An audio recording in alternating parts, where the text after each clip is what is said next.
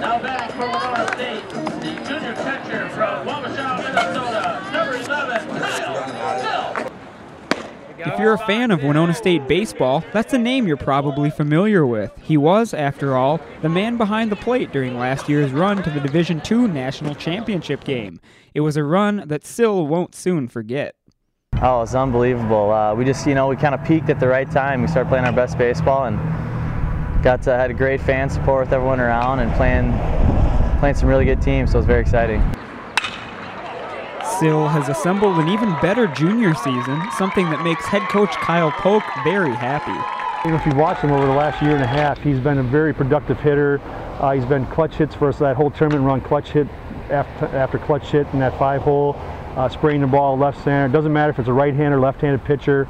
He's going to get contact, put the ball in play, and most times he's going to be successful in either at least advancing runners, if not scoring them. With such a promising college career in the making, you may be surprised to hear he wasn't assured of even making the team. We knew he could hit. We'd seen that. We knew he could hit, but as a catcher, we didn't really know if he could play at this level, but he really wanted to be here. And the good thing is, if it was another position, I don't know if we'd have taken him, but because we always need extra catchers.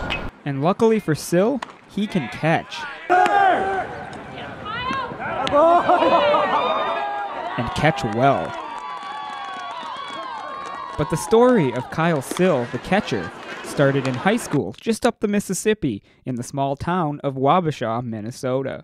Growing up, Wabasha is a pretty nice small town. Everyone kind of knows everyone, so obviously our baseball program was pretty successful. We had a great community. Everyone was backing us up, really supporting us, so that was good. Like I said, everyone kind of knows everyone, so you get to know kids as far as freshmen, because you have freshmen playing on the varsity, as up to seniors, so just get to know everyone real well, and it's just kind of a real great environment. And it was as a freshman that Sill first picked up the catcher's mitt. I believe he was in 9th grade, and the coach at the time said, "Anybody want to catch?" And he just raised his hand. From there on out, he was a catcher. But then again, what kind of a high schooler agrees with his coach? Honestly, I kind of got forced in the position. I was kind of one of those guys that played anywhere, and then I got moved up to varsity because all our catchers were hurt. In the game I got moved up, I think I was like 3 for 4 with a home run, a couple doubles, and ever since then it's kind of stuck there.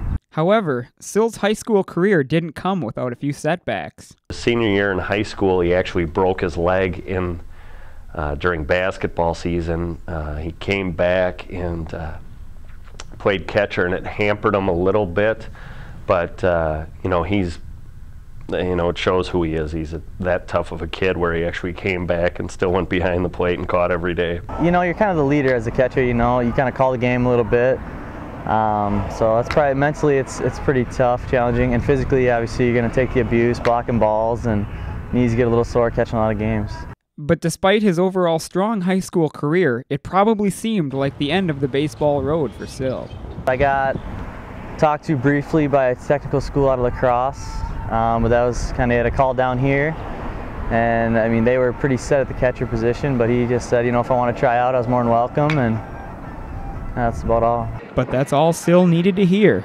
Well aware that there were no guarantees, he knew Winona State was where he wanted to be. I really liked the campus. They had the program I was looking for. It just kind of felt right. It was a good place for me. And a few years later, Coach Polk is just fine with admitting his misjudgment.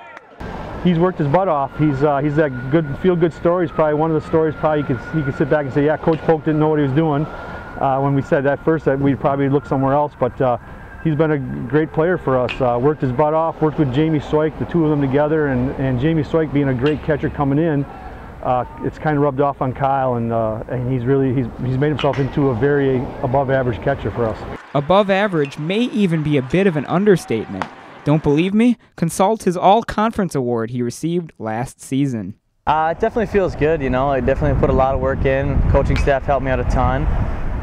So it definitely feels good to get some accolades, I guess. But while awards and success on the field are great, it's his character off the field that's a true home run. There's nothing not to like about him.